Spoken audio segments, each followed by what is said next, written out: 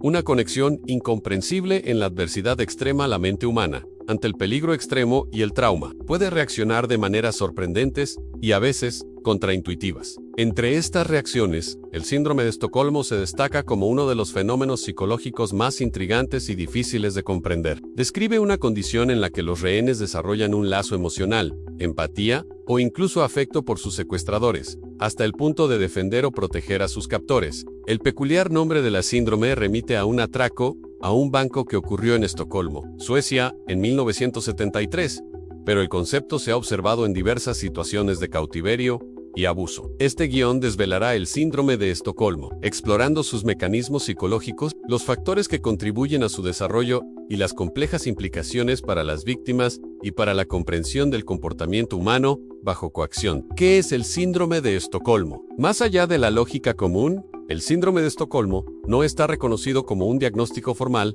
en el Manual Diagnóstico y Estadístico de Trastornos Mentales, pero es un concepto psicológico ampliamente discutido y estudiado. Definición: es una respuesta psicológica compleja y generalmente inconsciente, donde una persona secuestrada o mantenida en cautiverio desarrolla un vínculo de lealtad, afecto o comprensión hacia sus secuestradores. Este vínculo puede ser lo suficientemente fuerte como para que el rehén resista los intentos de rescate o testifique a favor de sus captores. Origen del término: en el incidente que dio nombre a la síndrome ocurrió en agosto de 1973, cuando un atraco a un banco en el Kreditbanken de Estocolmo resultó en 4 empleados, siendo mantenidos como rehenes durante 6 días. Sorprendente. Los rehenes mostraron simpatía por sus captores, se negaron a testificar contra ellos e incluso recaudaron dinero para sus defensas. Un criminólogo y psicólogo, Niels Bejerat, que ayudó a la policía durante el incidente, acuñó el término características clave: sentimientos positivos del rehén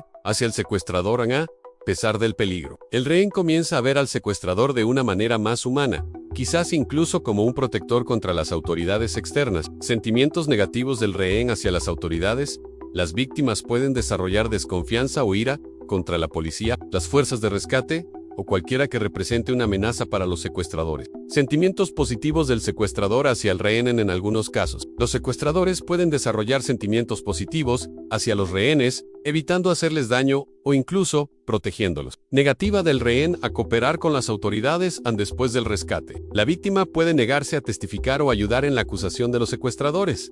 ¿Por qué sucede? Los mecanismos psicológicos detrás. El desarrollo del síndrome de Estocolmo es una estrategia de afrontamiento inconsciente, un mecanismo de supervivencia en una situación de terror extremo. Varios factores contribuyen a su formación. Amenaza a la supervivencia.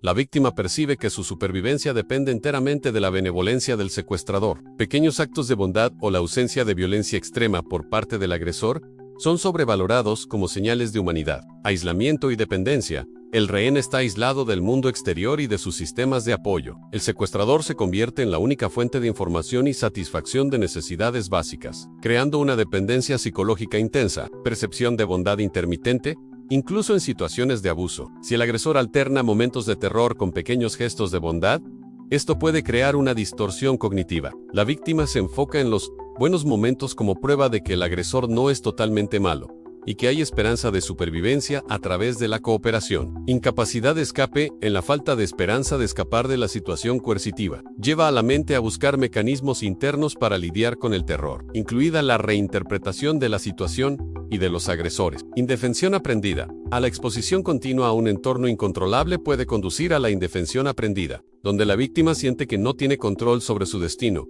y que la única forma de sobrevivir es adaptarse y complacer al agresor. Regresión y necesidad de afecto. En una situación de extrema vulnerabilidad, la víctima puede regresar a un estado más infantil, buscando el cuidado y la aprobación de quien tiene el poder sobre ella, incluso si es el agresor. ¿Dónde se puede observar el síndrome de Estocolmo? Más allá de los secuestros. Aunque el término surgió de un secuestro, el patrón de comportamiento del síndrome de Estocolmo puede identificarse en otras dinámicas de poder y control, como en abuso doméstico. Las víctimas de abuso físico o psicológico en relaciones íntimas pueden desarrollar lazos con sus abusadores, lo que dificulta la salida de la relación. Tráfico humano, en cautiverio. A las personas en situaciones de esclavitud moderna o tráfico pueden, en algunos casos, desarrollar dependencia y lealtad hacia sus explotadores. Sectas y cultos. En los miembros de sectas pueden desarrollar un fuerte apego al líder, incluso frente a los abusos, debido al aislamiento y la manipulación psicológica. Prisioneros de guerra en ciertas circunstancias. Los prisioneros pueden desarrollar un grado de simpatía por sus interrogadores o guardias. Implicaciones y desafíos en entender para ayudar. El síndrome de Estocolmo presenta desafíos significativos para las víctimas, las autoridades y para la comprensión pública. Para las víctimas, en el proceso de recuperación puede ser largo y complejo. Las víctimas pueden sentir vergüenza, culpa o confusión por sus sentimientos hacia los secuestradores. Es fundamental ofrecer apoyo psicológico, especializado que valide sus experiencias y las ayude a procesar el trauma sin juicio. Para las autoridades, el síndrome de Estocolmo puede complicar las negociaciones con rehenes, ya que la víctima puede no cooperar plenamente o incluso intentar proteger al secuestrador. Los profesionales capacitados deben estar conscientes de este fenómeno para gestionar la situación de manera efectiva. Para la percepción pública, la naturaleza contraintuitiva del síndrome puede llevar a malentendidos y juicios sobre las víctimas, lo que solo agrava su sufrimiento. La educación pública es vital para promover la empatía y la comprensión, una ventana a la resiliencia y vulnerabilidad humanas. El síndrome de Estocolmo es un vívido recordatorio de la complejidad de la psique humana y de su increíble capacidad de adaptación en circunstancias extremas. Lejos de ser un signo de debilidad